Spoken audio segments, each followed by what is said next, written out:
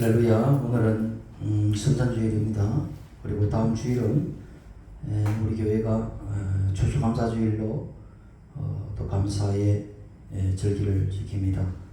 그래서 오늘은 추수감사주일을 두고 이 추수감사주일의 유래, 그리고 연원, 의미, 그리고 형제적인 그 뜻들을 오늘 우리 이 시간에 나에게 주는 것이 무엇인가, 그런 것들을 오늘 나누려고 합니다. 오늘의 그래서 본문의 말씀은 마태복음 7장 7절의 말씀입니다. 그래서 이것이 따라합시다. 7.7절. 7.7절입니다. 7.7절이 추수감사주일의 감사절기의 구약의 예언입니다. 구약의 7.7절이 바로 추수감사주일과 함께 연결되어 있다는 것.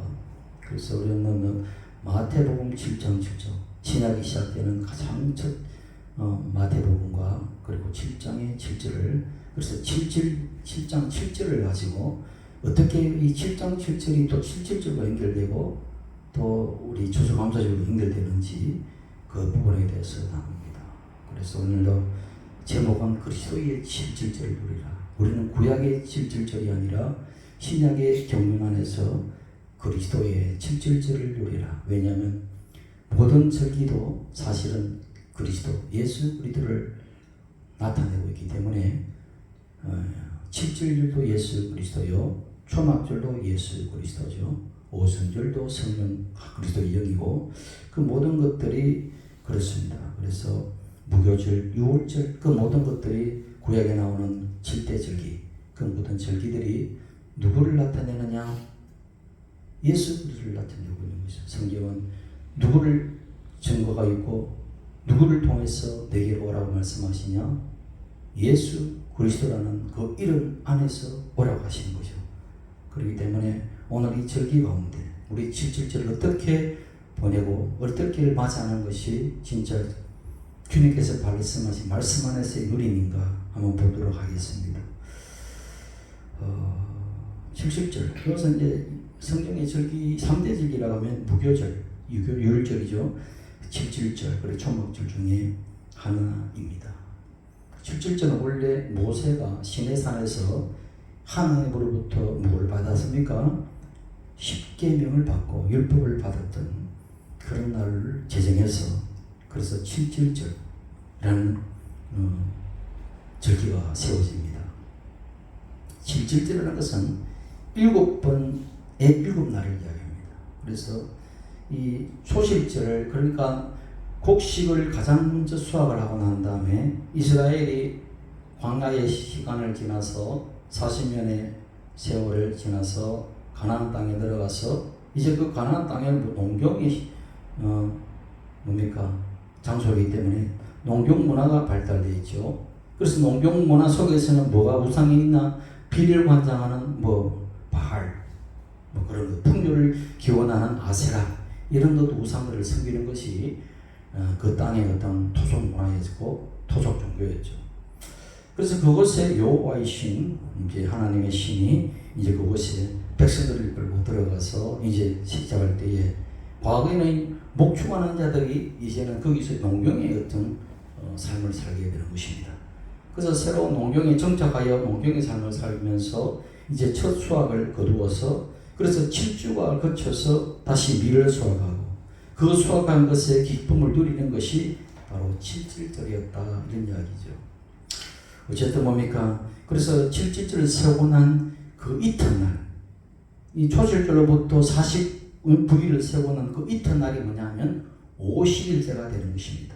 그래서 50일째가 이제 7.7절로 그렇게 이제 말하고 있는 것이 레위기 23장 15절 그 이야기가 나오고 있어요. 그게 뭐냐면 안식일 이튿날 너희가 요제로 단을 가져온 날부터 세워서 7안식일의 수요를 채우고 7안식일 이튿날까지 합하여 50일을 계수하여 새 소재를 야에게 드리되 너희의 처소에서 10분의 2 에바로 만든 가루에 떡 2개를 가져다 흔들지니 이는 고운 가루에 누룩을 넣어 고운 것이요 이는 첫 요제로 야에게 드리는 것이다. 이렇게 이야기하죠. 그래서 요제라는 것은 흔든다는 이야기, 흔든다. 그러니까 떡을 올릴 때 흔들어 올리는 것입니다. 그 떡이 누구를 예표하느냐? 나는 하늘로 내리는 생명의 떡이다. 생명의 떡이신 그리스도가 십자가에 올라가실 때 어떻게 흔들어 올라가시는 거죠. 예? 올라가시는 그 어떤 예표를 통하여 요제의 어떤 제목이 되신 바로 그리스도를 예표하는 것이죠. 어쨌든 그 모든 것이 뭡니까? 그렇습니다. 그래서 화제도 그렇고 속죄제도, 속죄장도 마찬가지고 화목제를 드릴 때도 모든 것이 그 제물도 그리스도고 절기도 그리스도고 그 모든 것이 예수님에 의해서 지칭하고 있는 것입니다. 그래서 신약에 와서는 이 77제를 뭐라고 하냐? 오순제라고. 왜 50일제에 뭐가 50입니까? 50일제가 이제 뭐 성령이 임하셨다는 것입니다.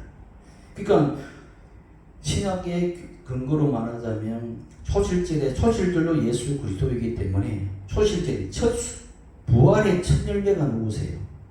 부활의 첫 열매, 부활의 첫 결실, 그분이 바로 주 예수 그리스도라는 것입니다. 그로 해서 40일째에 부활 후 40일째에 뭐예요? 하늘로 승천하시고 난 다음에 그로부터 다시 10일이 지나서 50일 되는 그때에 하늘로부터 마가에다라 땅에 성령이 임하십니다. 그래서 오순절 성령 강림 그러죠. 그래서 오순절 77절이 뭡니까? 같은 어떤 맥락 속에서 이해하시면 되는 거예요. 그래서 신약에 예수 그리스도가 오셔서 부활하시고 승천하시고 성령이 강림하시는 그 어떤 그리스도의 영이 오셔서 하나님의 그 영이 강하게 임하는 그것을 지키는 오순절의 절기, 다시 말하면 77절의 절기, 이것이 되는 거예요. 예, 그래서 뭡니까? 아, 그렇구나. 77절을 누린다는 것은 성령의 어떤 강력한 어떤 통하여 수많은 영혼들이 수확되는, 수많은 한 사람의 죽음으로 말미암아 수많은 영혼들이 구원받는 그런 어떤 역사의 풍성을 결실을 거두는 그런 역사가 일어난다는 이야기입니다. 그것이 뭡니까? 초대교회의 77절의 의미인 것이죠. 유대교적인 관점의 77절과 우리 초대교회의 어떤 관점의 기독교의 77절의 의미는 오순절의 어떤 의미가 더 강하게 되는 것이죠. 이해되시죠? 이제 그런 거예요.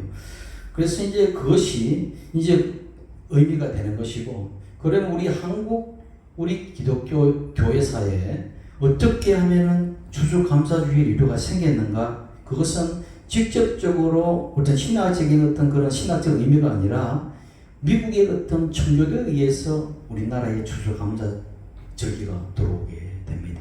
왜? 우리나라의 언더우드 아펜젤 같은 선교사들이 뭡니까? 토마스 선교사님, 미국의 선교사들이 뭡니까? 다 이렇게 넘어오면서 그 나라에 드렸던 그 추수감사주일을 이제 우리에게 소개를 하게 되는 것이죠. 추수감사주일은 여러분 알다시피 미국에 굉장히 유명합니다. 미국은 뭡니까? 우리나라의 추석처럼 명절처럼 추수감사절기가 미국에서는 가장 큰 어떤 명절입니다. 그래서 수많은 사람들이 모여서 가족들이 모여 떠났던 수많은 주로 이혼됐던 그런 형제 또 아니면은 가족들이 다 흩어졌던 가족들이 모여서 터키를 먹고 그렇게 이제 즐기는 그런 날이 되는 거죠. 그것을 가만히 보게 되면 이제 미국의 그 시조, 그러니까 미국을 세웠던 아메리카 드림을 꿈꾸고 왔던 그 어떤 시조들이 누구냐면 퓨리턴이라고 합니다. 퓨리턴. 청교도들을 자기들 스스로가 부를 때 자기는 청교도라고 하지 않고 우리는 퓨리턴이다 이렇게 불렀어요. 자기 스스로가. 그래서 이 퓨리턴이라는 이 청교도들이 왜 왔느냐? 미국에 신앙의 자유를 찾았다는 것입니다. 영국의 성공회가 국교였는데 영국의 성공회 국교로 하게 되면 아무나 누구 설교할 수 있는 것도 아니고 그렇게 하는 것이 아니에요. 그래서 신앙의 어떤 자유를 누리기 위해서 너무 국가에서 억압하니까 우리는 진짜 제대로 된 말씀 속에서 신앙을 찾겠다 해서 이렇게 뭡니까? 구속되고 핍박당하는 그 사람들, 천로역전을 종번영 같은 분들도 감옥에 갇혀서 뭡니까? 뭐예요? 전력전을 썼죠.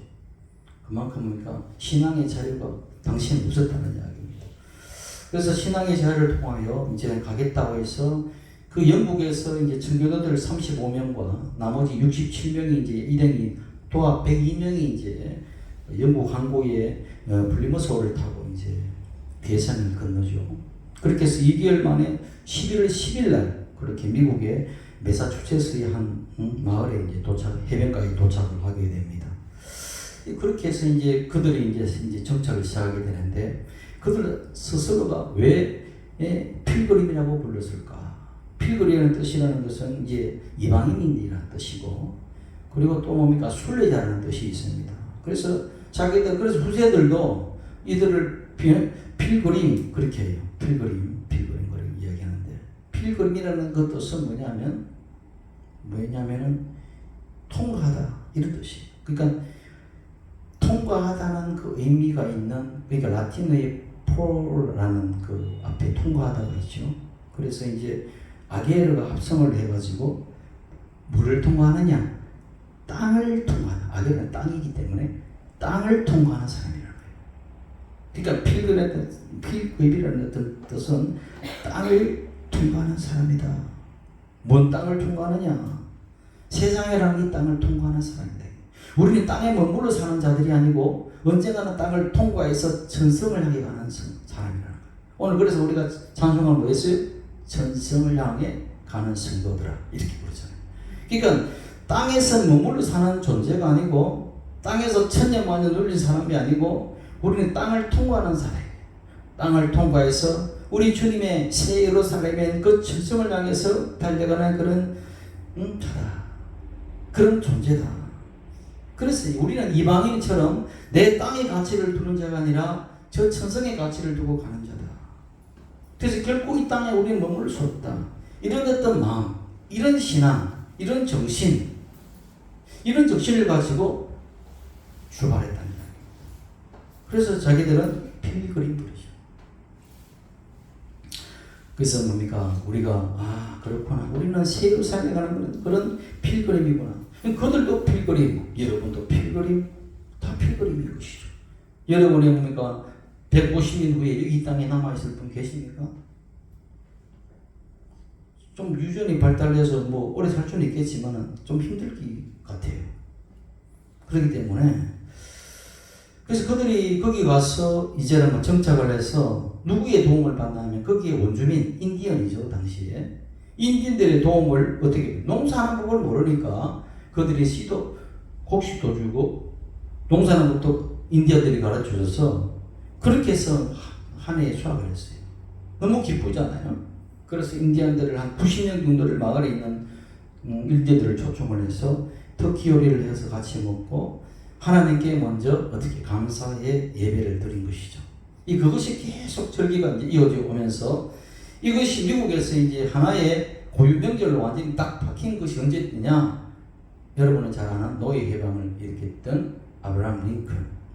그분이 이제 1863년도에 미국의 명절로 완전히 못을 박아버립니다.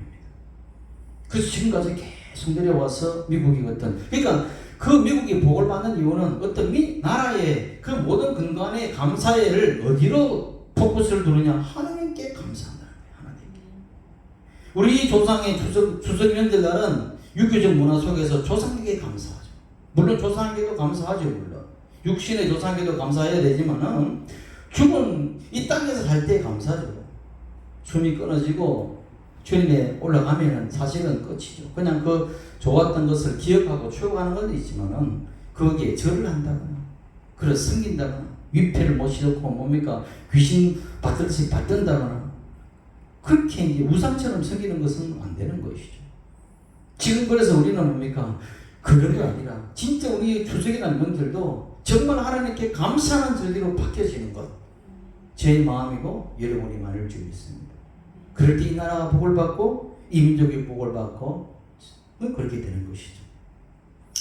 그래서 오늘 그런 부분들에 있어서 7절이 그렇게 중요하다. 그래서 성경을 찾아보니까 마태복음 7장 7절이 그렇게 딱 나오는 거예요. 그래서 7절, 그래서 내가 오늘 그리스도 안에서의 7절을 우리는 누려보자. 그래서 왜? 7절도 유대교의 7절은 모형의 7절이요. 실제의 7절은 예수 그리스도가 7절이기 때문에 예수 그리스도의 이름 안에서 우리는 뭐예요? 풍성한 추수를 하는 자라는 것입니다. 그리고 그 풍성한 추수를 하는 자의 비결을 오늘 이 말씀 속에 가르쳐주고 있는 것이에요. 아시겠어요? 이 말씀 한 구절에 여러분이 인생의 풍성한 추수를 할 수 있는 그 비법, 그 비결을 누가 가르쳐주느냐? 사도가 아니라 예수님이 직접 친히 당신의 입으로 말씀하고 있는 거예요. 누구에게? 여러분에게. 이게 굉장히 중요한 일입니다. 그래서 오늘 이 말씀이 나에게 선물로 다가오는 거예요. 이 말씀을 내 것으로 받아 누린다면 여러분은 풍성한 77절을 여러분 인생에, 여러분 평생에 누리게 되는 것입니다. 나와 상관없어라고 하는 것은 그라사 그 왕인에게 붙었던 귀신의 말이죠. 이 말씀이 나와 무슨 상관이 있어? 주 예수라는 분이 나와 무슨 상관이 있어? 주님의 말씀이, 주 예수의 말씀이 나와 무슨 상관이 있어? 라고 생각한다면 그 속에 귀신이 말하는 거죠.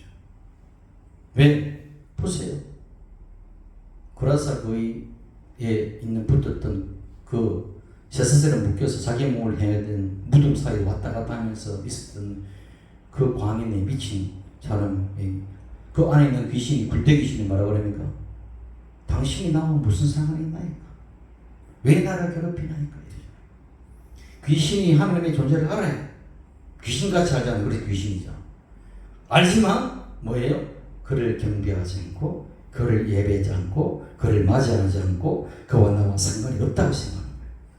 여러분 오늘 이 말씀을 들으면서 저 말씀이 나와 상관이 없다고 생각하면 그 속에 생각에 누가 역사하고 있느냐? 성령이 역사하는 것이 아니라 귀신이 역사하는 겁니다.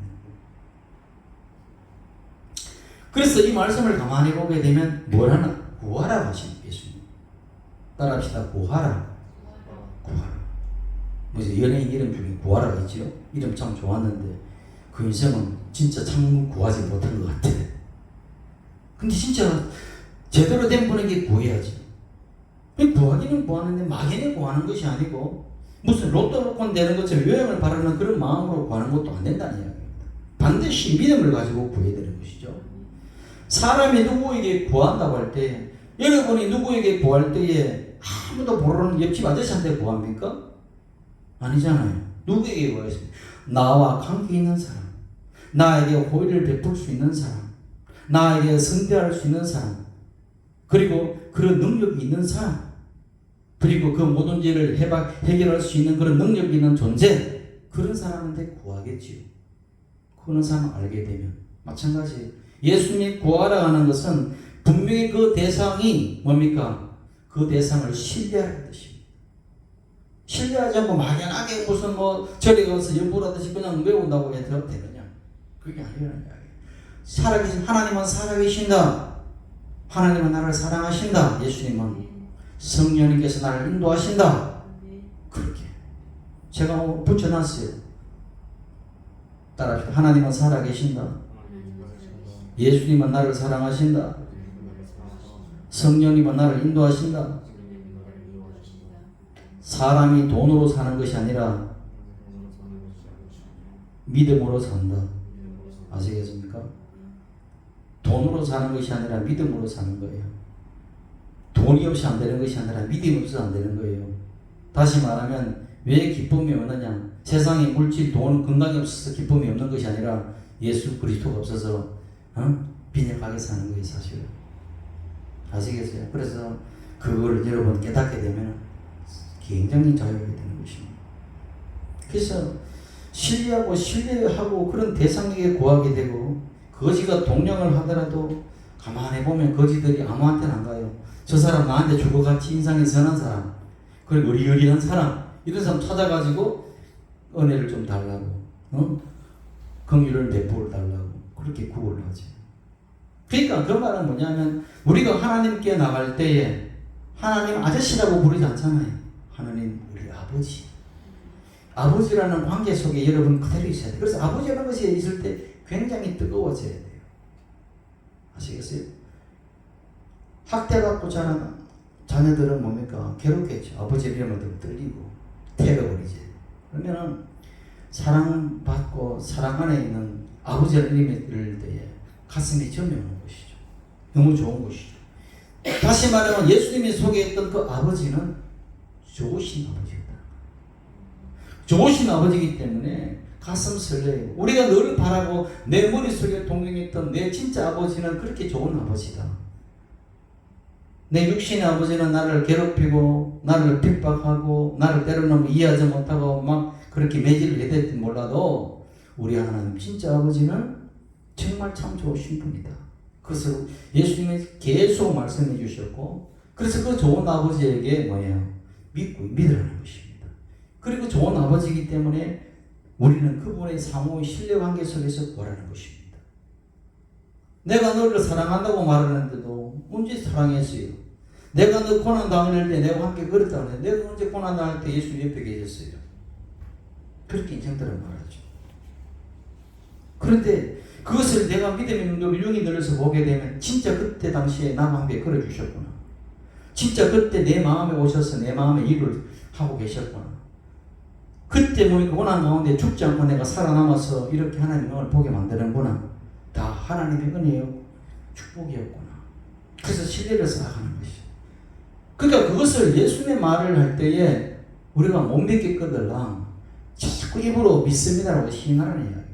입으로 안 된다, 뭐 죽었다, 안 보인다 하지 말고 계속 입으로. 여러분, 말은 인생을 창조하는 것입니다. 안 되는 것도 된다고 이야기하세요. 죽는 것도 산다고 이야기하세요. 없는 것도 있다고 말하세요.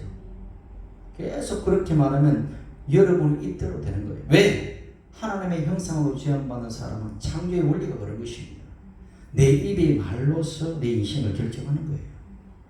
생각으로 결정되는 게 아니라 생각으로는 온갖 부정성이 들을 수 있어도 내 말로서 한번 뱉으면 뭐예요? 주워 담지 못한다 그러잖아요. 말을. 세상도 그래요. 내가 축복의 말을 계속 보고 긍정 말을 뱉으면 그 역사가 일어나 버리는 것이. 왜? 하나님께서 이 세상을 뭐로 만들었습니까? 말씀으로 창조했단 말이에요. 우리는 누구의 형상으로 지어받았습니까? 하나님의 형상으로 지어받았단 말이에요. 그럼 우리 입에서 창조의 말을 하고 긍정의 말을 하고 은혜의 말을 하고 감사의 말을 하게 되면 그 모든 말들이 우주 속에 퍼져서 우리 속에 역사해버리는 것이에요. 왜? 하나님의 형상으로 지어받은 창조의 역사가 그 말을 받아서 역사해버리는 거예요. 그게 뭡니까? 말의 능력인 것입니다. 세상에 예수를 모르는 자들도 그걸 알아요. 하물며 하나님의 아들, 딸들이 그것을 모른다는 것은 바보 천지죠. 중요한 것은 하나님과 나와의 관계가 뭐냐? 가까워 있느냐? 멀리 있느냐? 아버지야! 라고 저 멀리 있느냐? 속삭여도 들릴 수 있는 거리에 있느냐? 이 차이죠. 하나님 사이에 방음벽이 쳐져 있느냐? 내가 아무리 소리 지르도 주님이 듣지 못하는 죄의 방음벽이 쳐져 있느냐? 모르느냐? 주여, 내가 이 죄의 방음벽이 있거든. 주여, 당신의 보혈로 녹여주옵소서. 주여, 그래서 뭡니까? 이 죄가 당신과의 나의 관계에 폐방되지 않게 하여 주옵소서. 뚫어내는 것입니다. 부모와 자식간의 관계가, 그래서 부활을 할 때에 아들이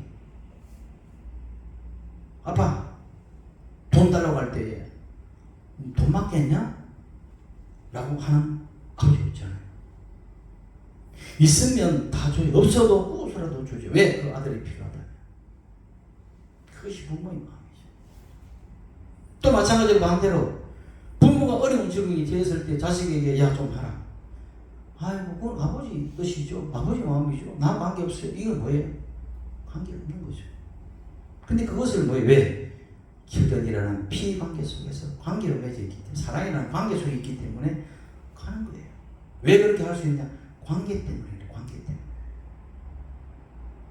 좀 그렇게 하고 나면은 뭡니까? 은혜를 베푸는데 천배 만배로 은혜를 키워주는 거예요. 왜? 서로 상대를 신뢰하고 이해하고 동정하는 관계이기 때문에. 그것이 안 되면 사기쳐서 뺏거나 빼앗기거나 이렇게 되는 거죠. 관계가 없습니다. 그래서 사기치는 사람들은 관계를 좋게 거짓으로 만들잖아요. 그래서 일단 거짓으로 성대하게 만들고 자기가 착한 사람 해서 이번에 뉴스에 나오는 무슨 펜싱 그분 이름은 남현희 선수인가요? 그 관계의 이야기, 주변의 이야기가 다 그런 이야기더라. 착신사는 그런 것입니다. 왜? 첫째 관계를 만들고 난 다음에 관계에서 허물어지고 나면 그 모든 것을 속여서 대하는 거죠. 그들은 그렇게 해서 구할 때 다 나오잖아요. 근데 우리는 그 하나님은 능력 하나님이기 때문에, 그리고 좋으신 하나님이기 때문에 하나님이 못하시는 게 있어요. 거짓말을 못해 하나님. 아시겠어요? 그렇기 때문에 그렇구나. 그분의 그 신실함 속에서 우리는 믿을 수 있는 것이죠. 그래서 주 예수님이 우리에게 여러분 이 7절에 마태복음 7장 7절에서 내 이름으로 구하라고 하는 것입니다. 왜? 내가 너희와 나 사이에, 하나님 아버지와 너희 사이에 가로막힌 죄의 담을 왜 내가 푼다 이거죠. 주 예수님께서 내가 푼다는 것입니다. 내가 십자가에서 피 흘려서 너에게 풀었다. 내가 화목제물이 되었다. 그러니 너는 마음 놓고 내 이름으로 들어가라. 너 스스로 들어갈 때는 안 되는 것이죠. 지금 저 이스라엘의 수많은 사람들이 예수님의 이름 없이 여호와 앞에 나가니까 안 되잖아요. 돈은 많이 벌고 세상 권력은 갈지 몰라도 세상 권력은 마귀들이 가졌고 세상 권력은 돈은 마귀들이 많이 가지고 있어요. 왜? 세상 것들은 다 주님의 소환이지만 마귀의 허락되었기 때문에. 그런데 그 이스라엘도 주 예수 이름으로 구하게 되면 그 모든 곳에 평화가 일어나게 되어 있습니다. 내가 저번주에 이야기했잖아요. 이슬람도 주 예수를 믿고 돌아오고, 저 이스라엘 유대교도 예수 믿고 돌아와서 예수 그리스도 안에 하나님 하나로 만나야 되는 것이지, 예수 외에는 다른 길이 없다. 하나님 유대교 하나님도 예수 그리스도에서 하나님께로 나아가야 되고, 이슬람도 예수를 통해서 마음의 때가 아니라 예수 그리스도를 통하여 하나님께 나아가야 되는 것이죠. 그러면 온 세계는 주 예수 그리스도만에서 하나가 되고 평화가 되는 것입니다. 그게 안 되니까 서로 뭐니까 내가 옳다 네가 옳다 되니까 싸우는 것이죠. 여러분 하나님 앞에 구할 때에 주저주저합니까? 내가 이거 구한다고 주시겠느냐? 내가 이거 말한다고 뭐 하나 들어주시겠느냐? 내 꼬라지가 이런데? 그렇게 생각하지 말라고요. 뭐 저나 여러분이나 그 55, 100보지 뭐 더 크게 있습니까? 그냥 주님께서 그래도 나를 사랑하신다. 그래도 내 기도를 들어주신다. 내가 허물 많고 죄가 많아도 우리 주님께서는 돌로 쳐주시지 않는다. 그래서 담대하게 나가는 것입니다. 계속 그것 때문에 정죄의식을 가지고 주님은 나의 기도를 안 들어줄 거야. 이런 죄 저런 죄 있기 때문에 그런 생각하지 말고 그럴 때일수록 더 죽게 담대히 나가서 좀 뻔뻔스러워지는 이야기입니다. 고아는 그렇지 않습니다. 제가 이야기 항상 하면 고아들은 고아의식이라는 게 있어요. 아무리 울어도 먹을 거 주지 않습니다. 내가 갖고 싶은 있어 아무리 울고 발부둥 쳐도 주지 않습니다.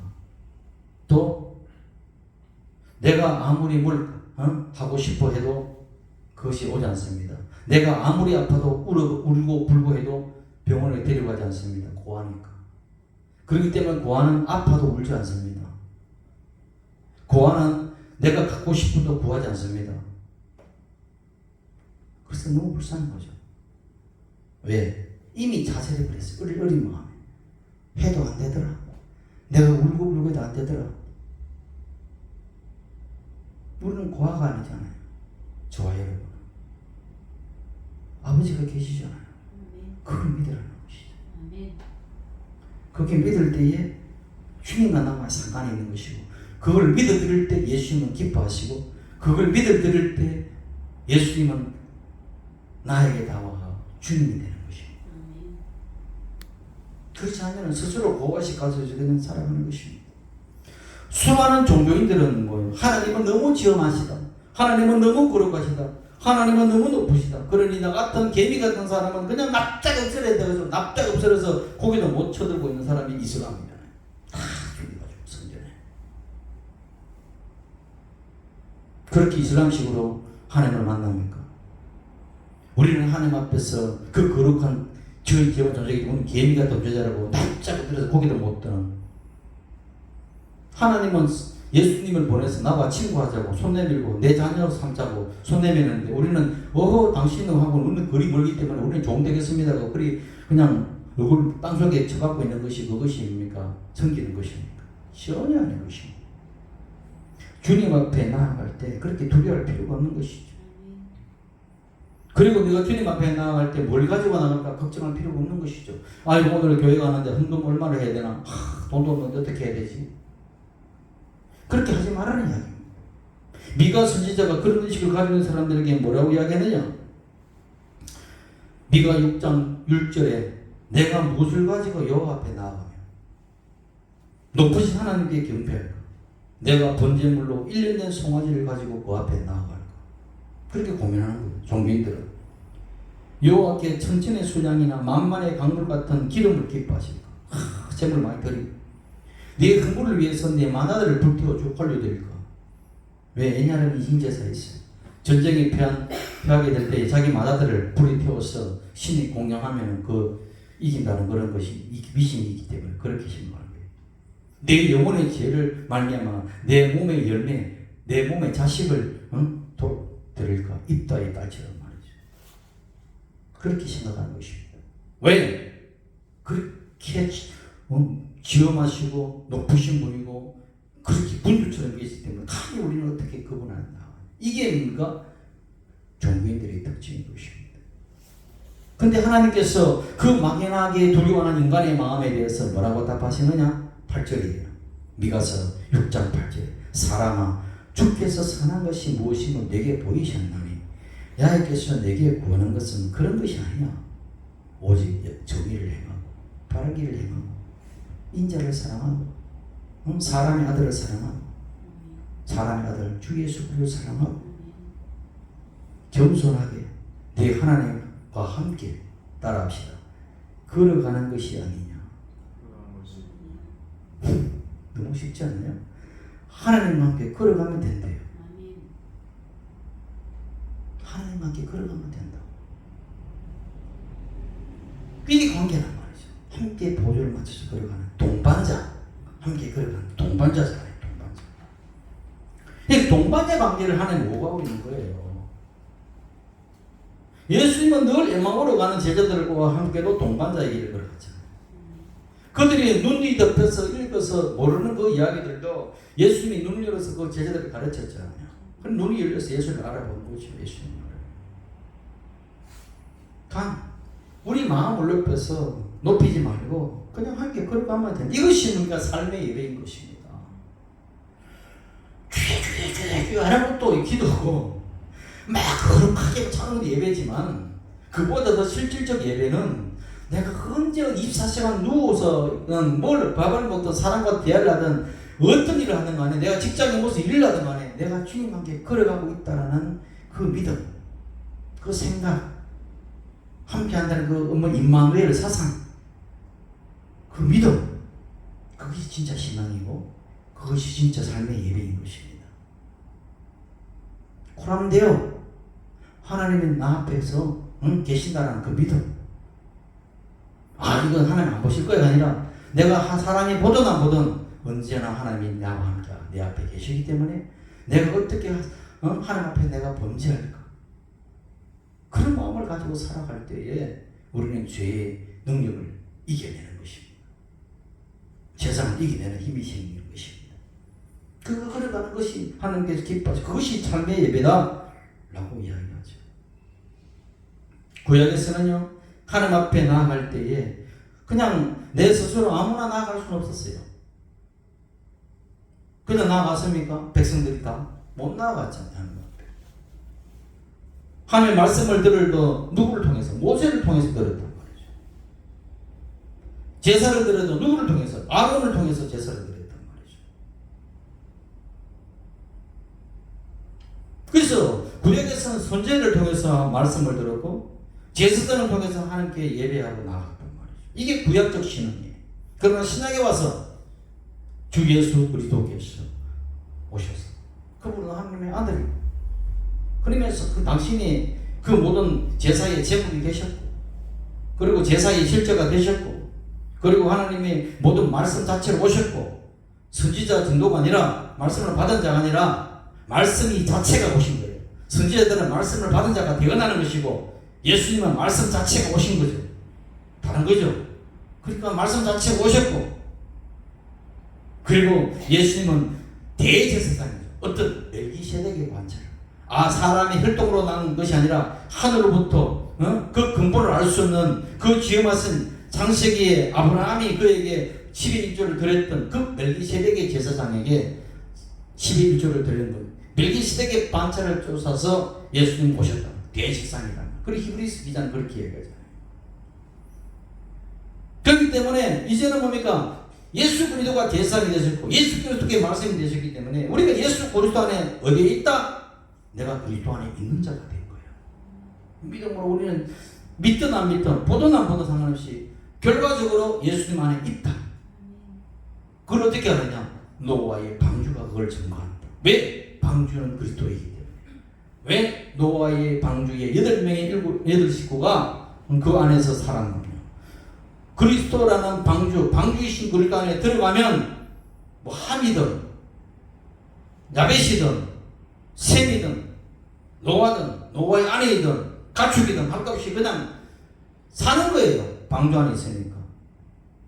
여러분들이 예수 그리스도 안에 있는 거예요. 그러니까 예수 그리스도 안에 있기 때문에 내가 마음 놓고 주님 앞에 나아가는 거예요. 담대하게. 누구를 통해서가 아니라 주 예수 이름이 안에 있기 때문에 주 예수 이름으로 나가는 것입니다. 아시겠어요? 누구를 통해서가 아니란 말이에요. 자꾸 구약적으로 하나님과 목사님을 통해서 주님을 만나야지 목사님을 통해서. 물론 목사님은 그런 영권이 있지요. 그러나 말씀 안에서 깊이 보면 누구나 제사장인 것입니다. 아시겠어요? 베드로전서 이야기하잖아요. 베드로전서에 너는 왕같은 제사장이라 너는 택하신 백성들이요 왕같은 제사장이라. 베드로전서 2장 9절인가요? 택하신 족속이고 왕같은 제사장이고 거룩한 나라고 소유된 백성이고. 그래서 뭡니까? 그 귀한 빛에 들어가게 하신 이의 이름을 아름다운 덕을 선포하게 한다. 이게 베드로 사도가 우리에게 주신 예수 그리스도 안에 있는 자들의 특징. 그러니까 여러분 기도할 수 있는데 왜 안 하느냐 이거지. 내가 제사장이기 때문에 아무나 옛날에 못 들어간다는 거죠. 그러면 여러분은 지성소 안에 들어간단 말이에요. 그걸 가지고도 안 써. 마치 뭔지 아세요? 면허증 가지고 장롱 속에 집어넣고 그냥 구경만 하는 거예요. 딱 앨범에 꽂아놓고 내가 면허증을 땄다. 땄으면 그걸 가지고 주의처럼 운전하고 다녀야죠. 그냥 땄으니 기분 좋아서 그냥 딱 액자에 넣어놓고 기분 좋다고 걸어놓고 아무것도 안 쓰면 아무 의미가 없는 것이죠. 여러분들도 마찬가지잖아요. 내가 예수 그리스도의 이름 안에서 그런 자가 되었다면 내가 그 이름으로 따라합시다. 구하자. 그렇죠. 나아가자 아버지께. 네? 이게 굉장히 중요한 이야기예요. 그럴 때 실질적인 믿음이 나오는 겁니다. 예수님이 하도 말을 안 들으니까, 하도 못 믿으니까. 그 다음에 부연 설명을 하잖아요. 아들이 떡을 달라는데 돌을 줄 자가 없고, 아들이 생선을 달라는데 뱀을 줄 아버지가 있겠느냐. 하물며 악한 자라도 너희에게 좋은 것을 주는데 하물며 하늘에 계신 너희 아버지께서 구원한 자에게 좋은 것을 주시지 않겠는가. 야, 이 사람들아, 이렇게 말씀하시고. 하도 안 믿으니까, 하도 반질반질거리니까, 하도 완악하니까. 지금 그것은 2000년에 하신 주님의 말씀이 아니라 지금 여러분 한 사람 한 사람이 주는 말씀이에요. 사실은. 때문에 무엇이 믿음이고 무엇이 사랑인가? 여러분, 무엇이 믿음이고 무엇이 사랑입니까? 그걸 한번 생각해 보라고요. 구하는 것이 믿음입니다. 그리고요, 믿고 의지하는 것이 사랑이에요. 아시겠습니까? 믿고 의지하는 것이 사랑이라고요. 그게 관계라고요. 그러니까 믿고 의지하는 것이 관계와 사랑인 것입니다.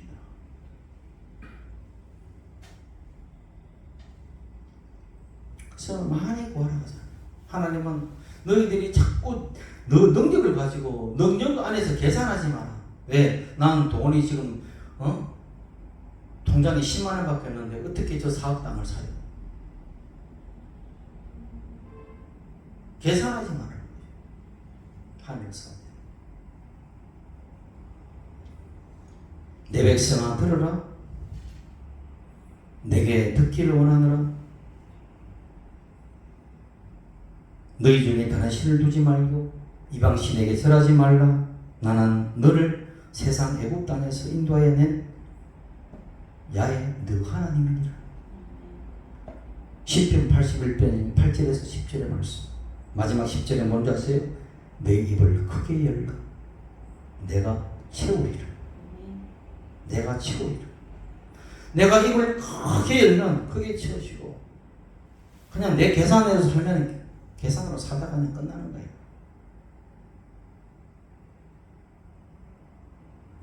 계산으로 살렵니까? 입을 걸려서 믿음으로 살렵니까? 선택하라는 것입니다.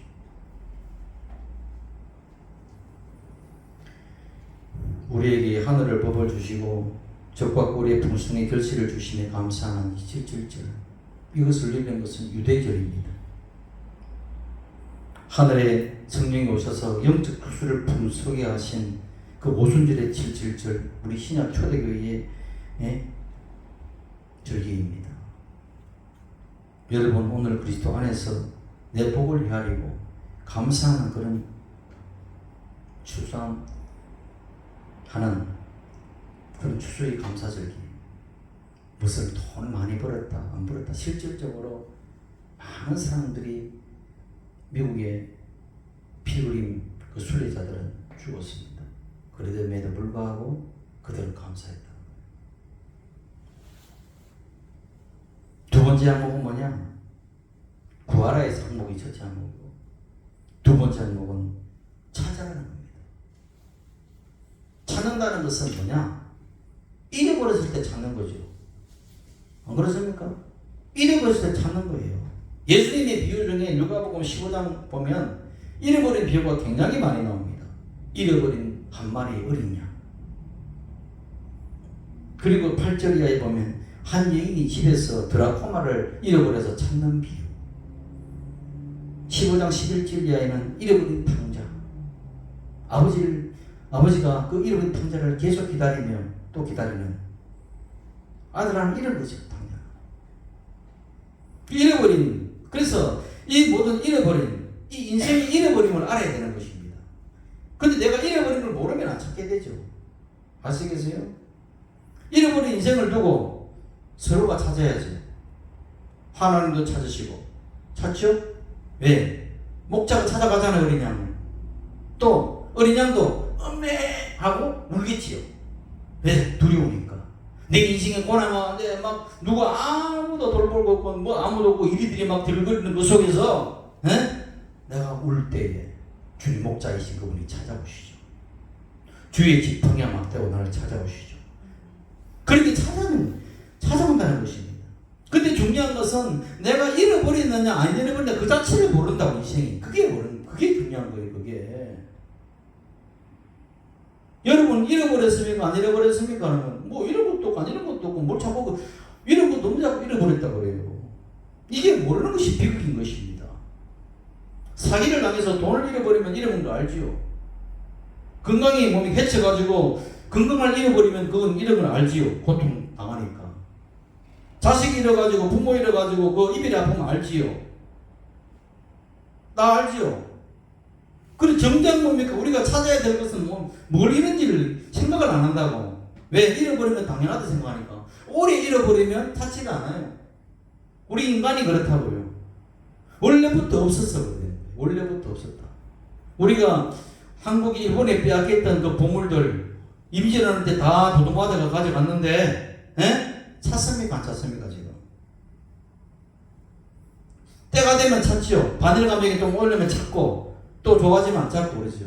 왜? 너무 오래되고 잊어버리는 거야. 내 거 아니라고 생각하는 거예요. 우리 인생이 뭘 잃어버렸냐? 생명을 잃어버렸어요.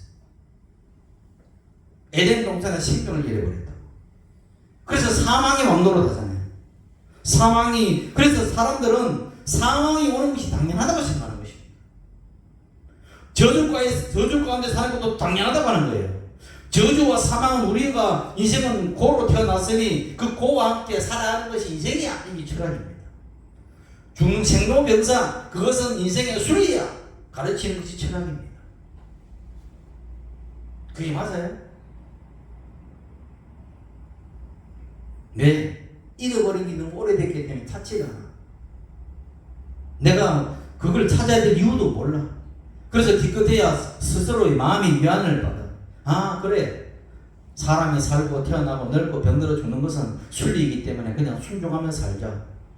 근데 인생들이 그러면 죽어갈 때 다 고통 없이 기쁘면서 할렐루야 웃으면서 죽어야지. 왜 고통스럽게 죽고 왜 죽지 않으려고 그렇게 몸부림칩니까? 순리가 아니기 때문에. 순리가 아니기 때문에. 그 인생은 그것을 기뻐하지 않기 때문에. 그것을 내가 원하지 않기 때문에 아닌 거예요. 아시겠습니까? 그리고 잃어버린 생명 다시 찾았고 강령 주셨네. 잃어버린 생명 다시 찾았고 생명을 사랑하는 거예요. 우리 인간은. 그 생명을 사랑해도 우리 인간에게는 생명이 사망한 자연스러운 일이기 때문에 받아들이자고 하는 거죠. 왜 그렇습니까? 나는 부활이요 생명이니 나를 마음에 죽지 않고 살아서 믿는 자는 영원히 죽지 않는다. 죽어도 살겠고 살아서 믿는 자는 죽지 않는다고 말씀하시는데 그렇지 않아요. 예수님이 정확하게 이야기하십니다. 석가모니 부처는 그 삶과 죽음에 대해서 순리라고 받아들이라고 말하고, 예수님은 죽어가는 아들에게 슬퍼서 우는 그 과부의 눈물을 보시고 그 관을 멈추셔서 그 아들을 살리시잖아요. 마르다와 마리아의 그 슬픔 속에서 애통해하는 것을 보고 예수님도 같이 목놓아 애통해하시고 그 속에서 냄새나는 그 나사로를 돌을 굴려내시고 내게 하시고 살려내시는 것입니다. 왜? 예수님은 사망이 없어요. 예수님만 있는 자가 어떻게 사망이 있습니까? 생명이지. 그런 것이에요. 그래서 우리는 뭘 찾아야 될지 알았다는 것입니다. 생명을 찾아야 되는 겁니다.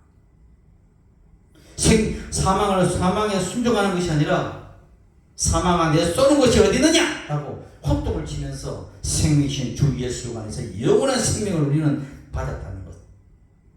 그것을 못 믿고 우리는 그래야 제대로 찾아가는 거죠. 그래서 예수님은 길이고 진리고 생명이라고 말씀하시는 거죠.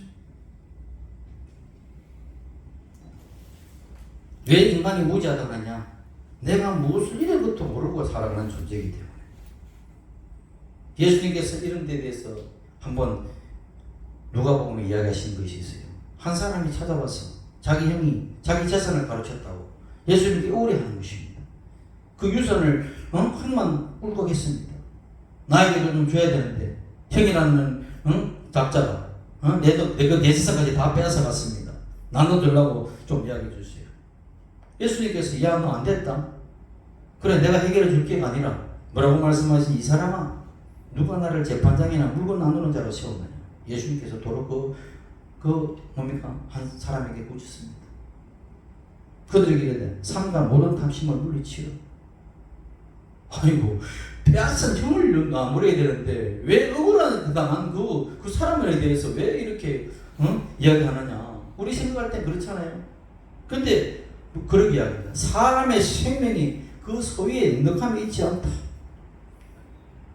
뭐가 급한지 뭐가 중요한지를 알아라. 예수님 말씀이에요. 그래서 한 부자를 이제 비유를 통해서 이야기하잖아요. 하나님은 이러시되 내가 이제는 부자가 이렇게 돈 많이 벌어뒀고 천국에 곡식이 많으니 이제는 먹고 놀자 쉬자 했는데 하나님이 어리석은 자여 오늘 밤에 너희 영혼을 도로 찾으리니 그러면 내 준비한 것이 누구의 것이 되겠느냐.